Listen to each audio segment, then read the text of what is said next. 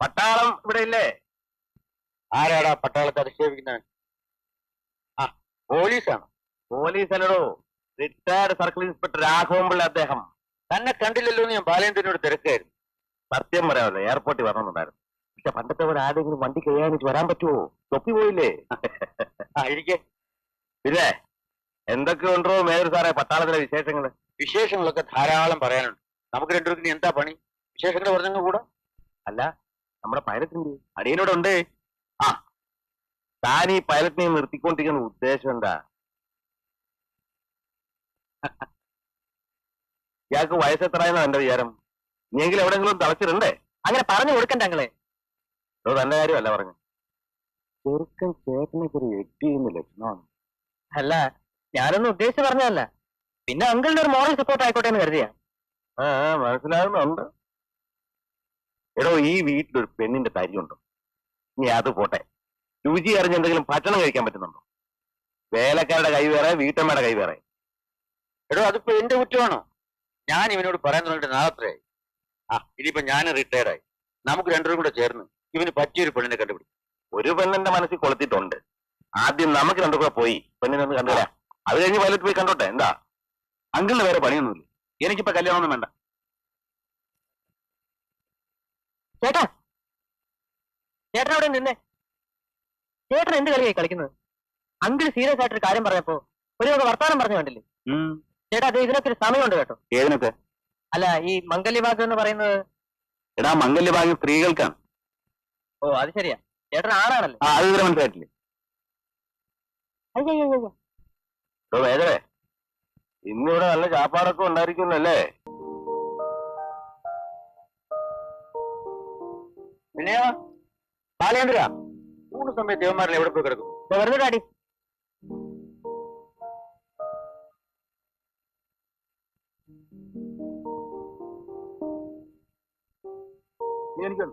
എന്തോ ഞാൻ കഴിക്കാറില്ല. അച്ഛന്റെ മുമ്പിലായിരിക്കും. കഴിക്കുമെങ്കിൽ കഴിച്ചോളൂ. തനിക്ക് വേണമായിരിക്കും. തരത്തില്ല. തരാം, പ്രായപൂർത്തിയാകട്ടെ. എനിക്ക് വയസ്സ് 20ആയി.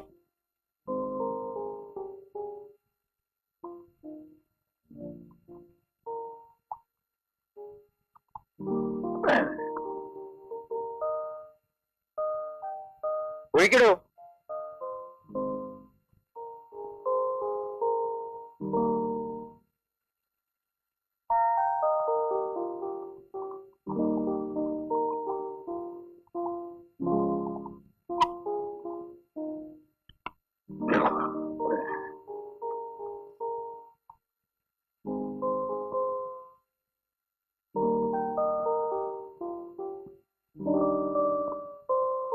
ഡാഡി ഇനി അധികം കഴിക്കണ്ടേ?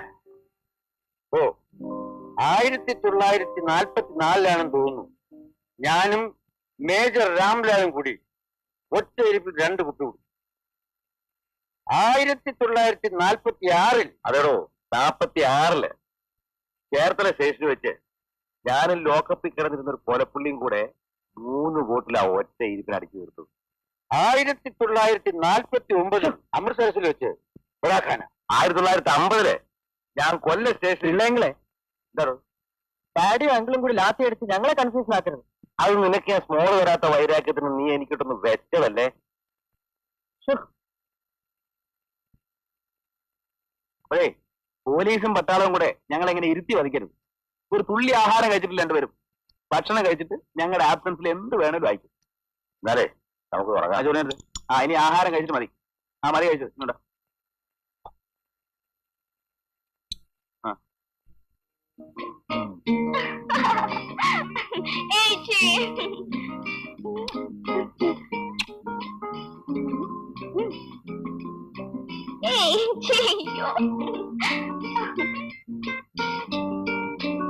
Thank you.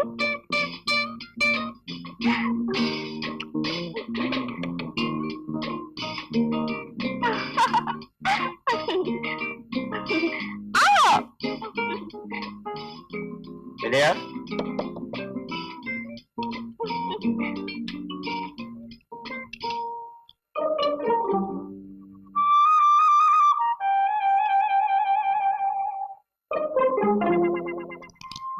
വിഷമൊന്നും ഉണ്ടാക്കരുതേ.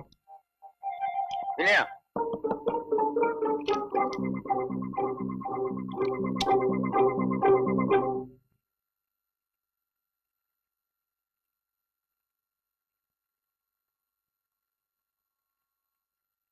പഠിപ്പ് മുറിയിൽ ഈശ്വരന്മാർ കൂട്ടിനുള്ളത് നല്ലതാണ്. അതെനിക്കറിയാൻ ഡാഡി, അതുകൊണ്ടാ. വിനയ, നീ എന്നും അമ്പലത്തിൽ പോകാറുണ്ടോ? ഉവ്വ്. നീ ക്ഷേത്രത്തിൽ പോയി എന്താ പ്രാർത്ഥിക്കാറുള്ളത്? ഞാനൊന്നും അമ്പലത്തിൽ വരുന്നത് നിന്നെ കാണാൻ വേണ്ടിയാണെന്ന് വീട്ടിൽ ആർക്കും അറിയില്ല. അവരുടെ എല്ലാം വിചാരം എനിക്ക് വലിയ ഈശ്വര ഭക്തിയാണെന്ന്. നീ എന്താ ആലോചിക്കുന്നത്? ചോദിച്ചു കേട്ടില്ലേ? ആ, എനിക്കും എന്റെ ഡാഡിക്കും എല്ലാ ഐശ്വര്യങ്ങളും തരണമെന്നാണ് ഞാൻ പ്രാർത്ഥിക്കാറുള്ളത്. യുദ്ധരംഗത്ത് ശത്രുക്കളെ നേരിടേണ്ടി വന്നിട്ടുള്ളപ്പോ കയ്യിലുള്ള ആയുധത്തെക്കാൾ എനിക്ക് ശക്തിയും ധൈര്യവും തന്നിരുന്നത് മനസ്സിലെ ഈശ്വരന്മാരായിരുന്നു. ആ മണി 10 കിടന്നുറങ്ങ്. നാളെ രാവിലെ പഠിച്ചാൽ മതി. Good night. Good night.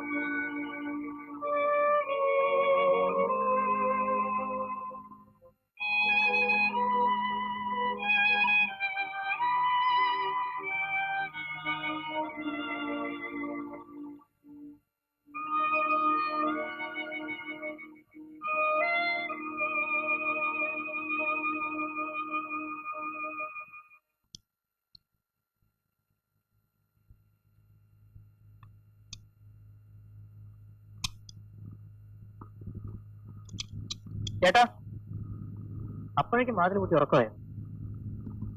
ചേട്ടാ, ആ ഞാൻ ഉറങ്ങി. ഒന്ന് എഴുന്നേറ്റ് വാതിൽ തുറന്നേ. എടാ ഞാൻ നല്ല ഉറക്കത്തില. ശല്യം ചെയ്യാതെ പോകുന്നുണ്ടോ? ആ, ഇതെന്ത് പണിയാ ചേട്ടൻ കാണിക്കുന്നത്? ഞാൻ വരുന്നതിന് മുമ്പ് വാതിലടച്ച് കിടക്കുന്നു. ഡാഡി, ഈ ചേട്ടൻ ഞാനിപ്പോ ഡാഡിയോട് പറയും കേട്ടോ. എന്നെ കിട്ടും.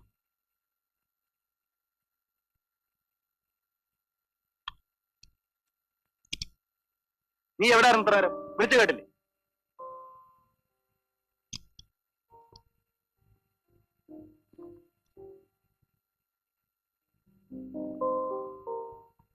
അല്ല, എന്നും ഇങ്ങനെ എന്റെ കൂടെ കിടക്കാനാണോ നിന്റെ വിചാരം? എന്റെ പള്ളി, ഉച്ചയ്ക്ക് ഡാഡിയും പിള്ളേങ്ങളും കൂടി കല്യാണക്കാര്യം പറഞ്ഞപ്പോഴേ ആള് തുണി വെച്ച് തലയിൽ കെട്ടിയല്ലോ. അപ്പോഴേ ഒരു കാര്യം പറഞ്ഞേക്കാം, എത്രയും വേഗം കല്യാണം കഴിക്കുന്നതൊക്കെ നല്ല കാര്യമാണ്. കല്യാണം കഴിയുമ്പോ എന്നോട് ഇവിടുന്ന് മാറി കിടക്കാൻ പറഞ്ഞേക്കരുത്. അത് നടക്കാത്ത കാര്യമാണ്. ഓ, നിന്നെ കൂടെ കിടത്താൻ അങ്ങോട്ട് പോരി.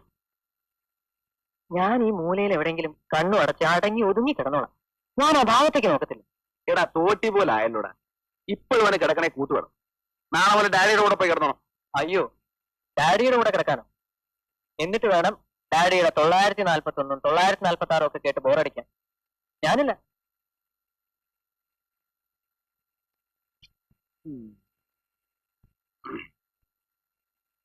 കയ്യറ, എനിക്ക് മുട്ടുന്ന കെട്ടിപ്പിടിക്കുന്ന ഇഷ്ടമല്ലെന്നറിയില്ലേ? ഞാൻ ചേട്ടന്റെ ചക്കര കുട്ടനല്ലേ? ചക്കരാക്കും. അടങ്ങി ഒതുങ്ങി കിടന്നില്ലെങ്കിൽ കഴുത്തിന് പിടിച്ച് പുറത്ത് കളിയാൻ വാറടയ്ക്കും. ഒറ്റയ്ക്ക് കിടന്ന ദുസ്വപ്നം കണ്ട് പേടിച്ച് മൂത്രം ഒഴിക്കത്രേ. ഇവിടെ കിടക്കുന്നത് കൊള്ളാം. ബെഡിലെങ്ങാനും മൂത്രം ഒഴിച്ചാണ്ടല്ലോ. കൂട്ടിനൊരാളുണ്ടെങ്കിൽ ഞാൻ മുള്ളത്തില്ല ചേട്ടാ. കിടന്നുറങ്ങ്. എനിക്ക് വെളുപ്പിൽ എഴുതിട്ട് പോകണ്ട.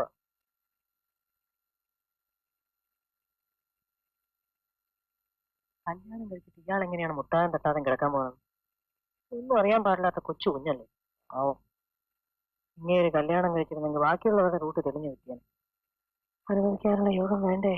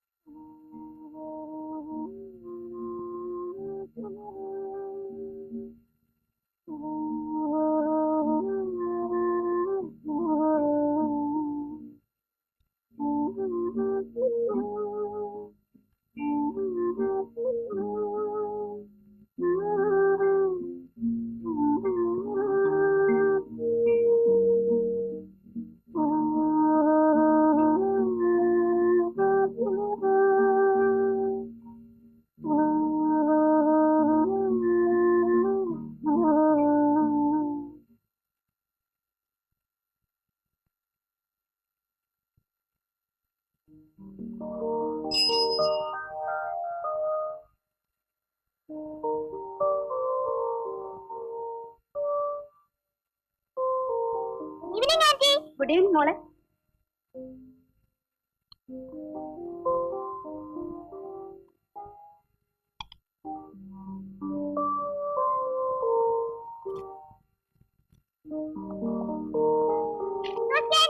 ആഹാ, മോള് വന്നോ? മോളുടെ കാര്യം മമ്മി ഇപ്പൊ ഫോൺ ചെയ്ത് ചോദിച്ചതേ ഉള്ളൂ. മോക്ക് ആന്റി ഇപ്പൊ കാപ്പി തരാം.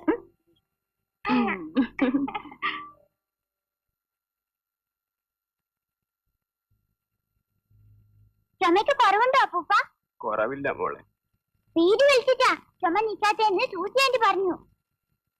അമ്മമ്മേ, അപ്പൂപ്പൻ ഇനി വീട് കൊടുക്കരുത്. ഇനി കൊടുക്കൂല മോളെ.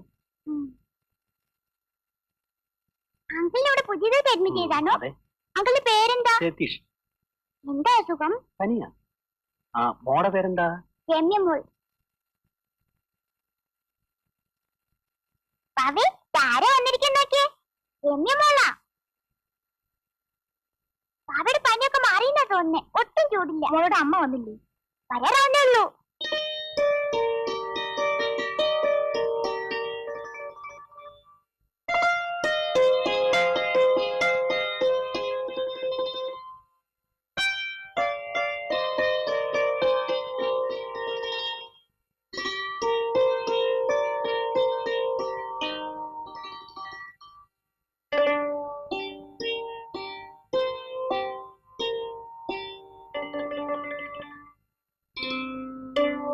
മത്തായി, സൂസി എവിടെ പോയി? വാർഡിൽ പോയതാണ്. മോളെ കണ്ടോ? മോളും കൂടെ പോയിട്ടുണ്ട്. ഇപ്പൊ വരും.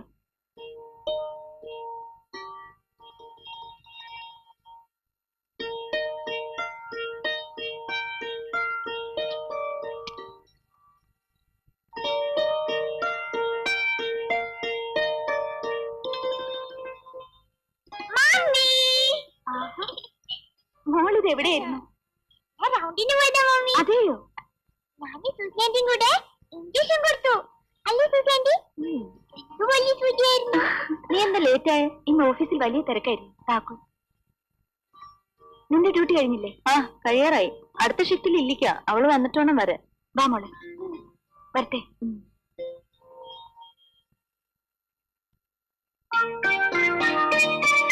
മോൾ ഇന്ന് എന്തൊക്കെ പഠിച്ചു?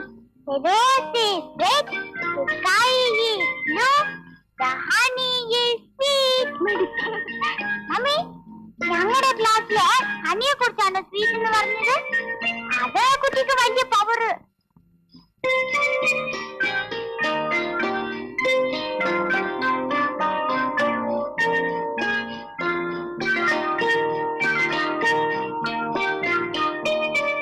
ഞാൻ തുറക്കാം.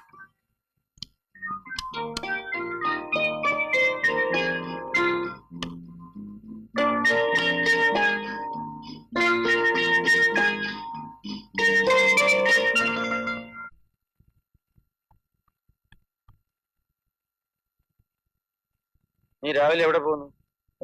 ഡാൻസ് ക്ലാസ്സിന്. ഡാൻസ് ക്ലാസ്സിൽ? ആ. നീ എന്നോടൊക്കെ ഡാൻസ് പഠിക്കാൻ? 2-3 മാസമായി. എന്താ പെട്ടെന്ന് അങ്ങനെ തോന്നാൻ? ഡാൻസ് പഠിക്കുന്നത് ആരോഗ്യത്തിന് നല്ലതാ ഡാഡി. എന്നാര് പറഞ്ഞു? ആരും പറഞ്ഞിട്ടല്ല. ഈ എക്സർസൈസ് ശരീരത്തിന് നല്ലല്ലേ ഡാഡി? അതുപോലെ നൃത്തമൊക്കെ. ഞാൻ ഇറങ്ങട്ടെ ഡാഡി. എങ്ങോട്ടാ? ബോംബെ, IC 193. എപ്പോ വരും? നാളെ ഉച്ചയ്ക്ക്. ശരി. ഞാൻ പോയിട്ട് വരാം ഡാഡി. നിക്ക്. ഞാനും കൂടെ വരുന്നുണ്ട്. പോകുന്ന വഴിക്ക് ആ പിള്ളേരവിടെ ഡ്രോപ്പ് ചെയ്തേക്കും. ഞാനൊന്ന് ഡ്രസ്സ് ചേഞ്ച് ചെയ്തിട്ട് വരാം. പുറത്ത് നല്ല മഞ്ഞും തണുപ്പുണ്ട് ഡാഡി. കൊടും തണുപ്പിലും മഞ്ഞിലുമാണ് ഞങ്ങൾ ബോർഡറിൽ കഴിഞ്ഞിരുന്നത്. ഇതൊക്കെ ഒരു തണുപ്പാണോടാ?